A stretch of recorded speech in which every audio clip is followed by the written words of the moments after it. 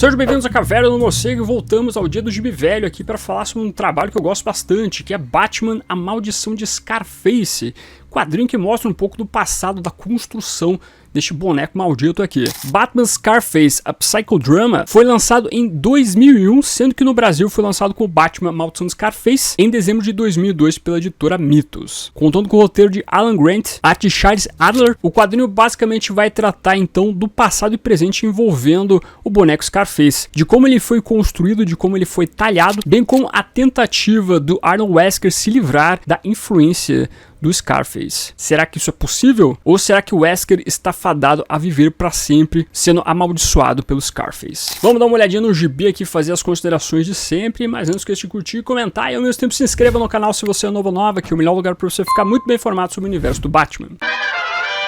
Hora de embarcarmos em mais um quadrinho das antigas aqui com Batman, A Maldição de Scarface. Esse trabalho é um dos que eu mais gosto envolvendo o Scarface. O personagem foi criado pelo Alan Grant e pelo Norman Breyfogle lá no final dos anos 80, que inclusive a editora Panini Comics chegou a publicar a primeira aparição do personagem meio que recentemente na saga do Batman, especificamente na edição número 5, e já de cara você vê que é um personagem bem excêntrico, bem diferente. E aqui então, dentro dessa história também do Alan Grant, nós vemos um pouco mais de profundidade envolvendo o que é o boneco, qual é a origem deste boneco maldito aí que aparece nas histórias do Batman. Esse quadrinho inclusive eu já cheguei a fazer resenha muito tempo atrás, uns 4 anos atrás aqui no canal, então trago de volta para o quadro Dia do Gibi Velho, para mais algumas pessoas descobrirem então um pouquinho mais sobre a maldição de Scarface. Aqui nós temos então informações sobre o editorial, né? Alan Grant no roteiro, Charlie Adler na arte e assim por diante. E já começa aqui com uma imagem do Scarface xingando, né? Cacete, e aí Zé Ruela? Que ideia é essa de sacanear o sono do lindão aqui?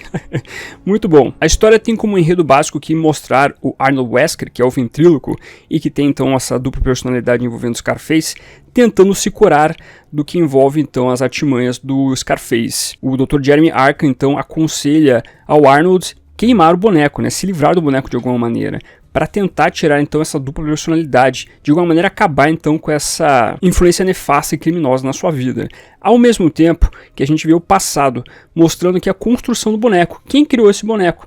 E você vê ele sendo construído através de uma forca que ficava na Blackgate, que tinha então matado, né, executado vários criminosos que passaram então pela essa prisão famosa de Gotham City. Foram 313 execuções que ocorreram então nessa forca. Depois que um raio acabou destruindo essa forca, nós temos um detento da prisão Blackgate construindo o boneco. Não é o Arnold Wesker que monta o boneco, né, que constrói o boneco, mas é um personagem chamado Donan que acaba então esculpindo todo o boneco através dessa madeira, e ele dividia a sua cela com o Wesker, que se encanta com o boneco. Ele vê o boneco construído e fala, pô, que boneco bonito, não sei o que. E o Donegan fica meio com ciúmes. Ele fica, pô, como assim, cara? O que você quer comigo? O que você quer, na verdade, com o meu boneco? Depois de ser repreendido aqui em uma noite, o boneco começa a falar com o Wesker diretamente. Isso muito é uma projeção da sua mente no boneco. E ao mesmo tempo, você vê aqui ele enforcando posteriormente o seu colega de cela, depois fugindo da prisão e começando então todo o seu reinado de crimes em Gotham City. Reinado entre aspas, eles começam a agir em Gotham City de maneira criminosa.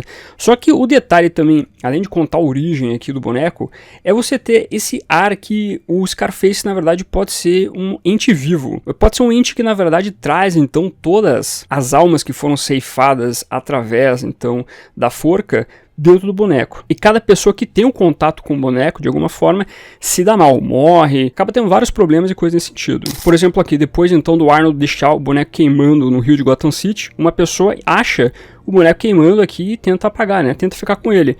Só que o cara tropeça e morre numa pedra, batendo a sua cabeça, veja só. Depois nós vamos ter um garoto aqui que ele gostou do boneco, achou bonito e leva pra escola. Na escola parece que o boneco ganha um pouco de vida e começa a xingar as pessoas, sendo que o Arnold Wesker não está ali, né? Será que realmente o boneco está vivo? Dá a entender essa história que sim, que ele tem esse lado um pouco aí meio Annabelle da vida. Enquanto isso, o Wesker, depois de se livrar do domínio do boneco, ele tem alta do Arkham. Ele começa a sua vida de outra maneira, fazendo apresentações, ainda sendo um ventríloco, mas de outro boneco, na verdade de uma boneca aqui chamada Lola. Então você vê aqui ele tendo uma vida um pouco mais feliz, tranquila, tendo uma parceria inclusive com o Rhino, que era um capanga do Scarface, mas aqui ele ajuda o Arnold de outra maneira. Então é uma história mostrando a vida do Wesker sem o domínio do boneco, que é uma vida feliz de certa maneira, ao mesmo tempo que o boneco vai trazendo uma maldição para outras pessoas que chegam a ficar com ele. Só que como tudo em Gotham City não tem um final feliz, na maioria das vezes, você vai ver que o boneco não deixa de ter uma certa influência no Wesker.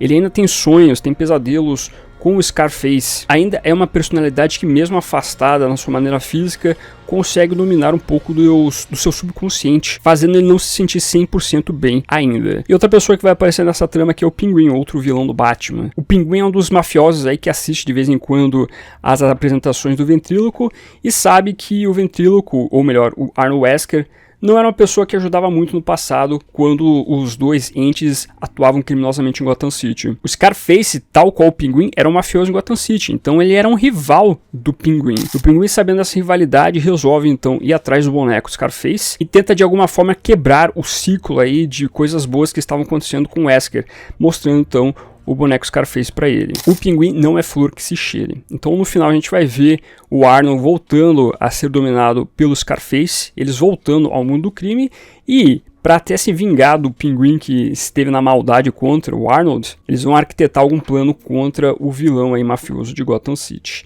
Então você vê uma história aqui que fala muito sobre o que é o Arnold Wesker, que fala bastante sobre o Scarface, sobre a sua maldição e assim por diante. O mais bacana dessa história é realmente você ver a origem do boneco Scarface. Ver também esse lado mais místico envolvendo o personagem. A história não deixa claro necessariamente que existe aqui uma maldição do personagem, se realmente ele está vivo ou ele está morto. Pode ser que sim, pode ser que não, fica um pouco em aberto. Por mais que você tenha algumas palavras aqui, né, ou algumas trocas de diálogos que dá a entender que sim, o boneco tem uma certa vida própria. Mas as coisas não são tão diretas, deixando pro leitor fazer a sua interpretação, né. Você prefere que o Scarface seja simplesmente uma segunda personalidade do Arnold Wesker, ou você prefere que o boneco tenha uma influência maléfica, uma influência mística no personagem, no Arnold? Fica a seu critério. Mas eu gosto muito dessa história pela origem do Scarface, por retratar o personagem dentro daquilo que é a sua construção, bem como falar sobre a vida do Arnold Wesker, de como ele poderia ser feliz sem a influência do Scarface. Tem até um episódio de Batman Animated Series, ou das Novas Aventuras, que fala sobre isso, como o Scarface influencia o Arnold Wesker e como ele tenta se livrar do boneco para ser feliz e estar curado. Então a gente pode, quem sabe, ver essa história sendo ou tendo uma influência nesse episódio que acabou estreando posteriormente nas aventuras do Batman lá na animação.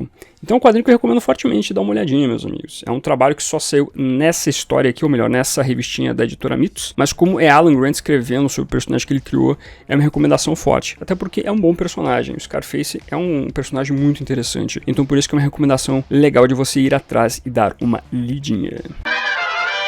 E antes de continuar, como sempre, convido os amigos a fazerem parte do grupo de descontos do canal lá no Telegram, onde todo dia eu divulgo uns descontinhos pra você. Amazon, Panini, Mundos Infinitos. Na descrição desse vídeo tem um link pra você fazer parte. Se você for fazer suas compras então nessas lojas citadas ou em qualquer outra loja de internet e qualquer tipo de produto, entre um dos links que estão aparecendo na sua tela, que dessa maneira você me ajuda a manter esse projeto de Batman ativo. E muito obrigado, os links estão na descrição, lembrando, você não paga nada mais usando eles.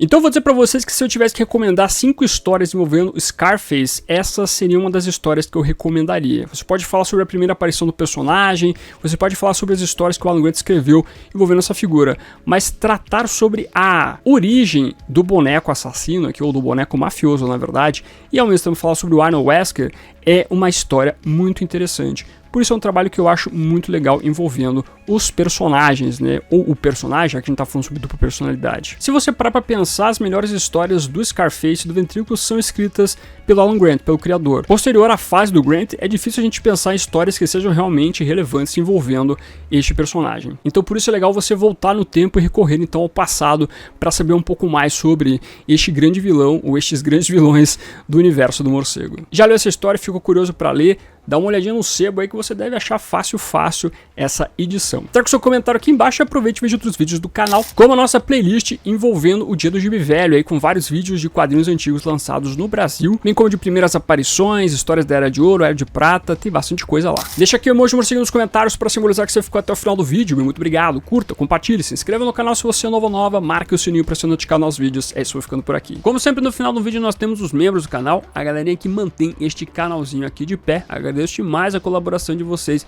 bem como de você que faz suas compras através dos links da Panini, Amazon, Magazine Luiza, Submarino e assim por diante. Meu muito obrigado como sempre, e se você está chegando agora e quiser ajudar o canal, os links estarão na descrição. Aproveita que você tá aí, meu amiguinho, dá uma olhadinha no vídeo que está aparecendo agora. É um vídeo que vale seu clique. Agradeço a sua companhia, até a próxima e fui.